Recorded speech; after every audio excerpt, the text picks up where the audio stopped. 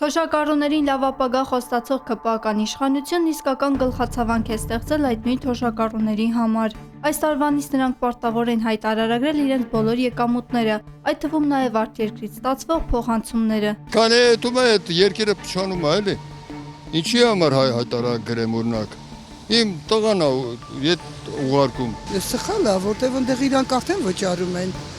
տոկոս են վճարում, չէ դրա համար։ Համանդեղ, համստեղ տակը ինչ է մնալու։ Առանց այն էլ մի կերպ գոյատևող թոշակառուի համար կառավարության այս որոշումը դարձել է ծանր բեռ։ Իշխանությունը պնդում է թոշակառուներին հայտարարագրելով կրճատում է ստվերը։ Ստվեր կրճատելը լավ բան է, բայց արդյոք թոշակառուների հաշվին։ Իրանց կողմնակի եկամուտը թող հայտարարեն, ոչ թե մերը։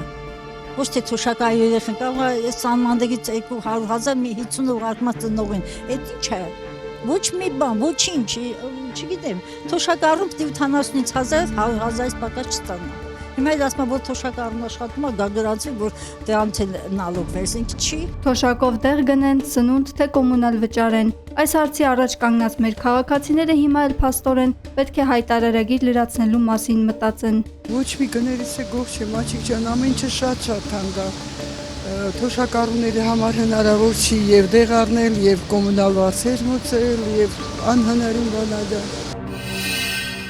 Բաժանորդագրվեք Արմատ մեդիայի ալիքներին YouTube-ում, Facebook-ում, Instagram-ում եւ Telegram-ում։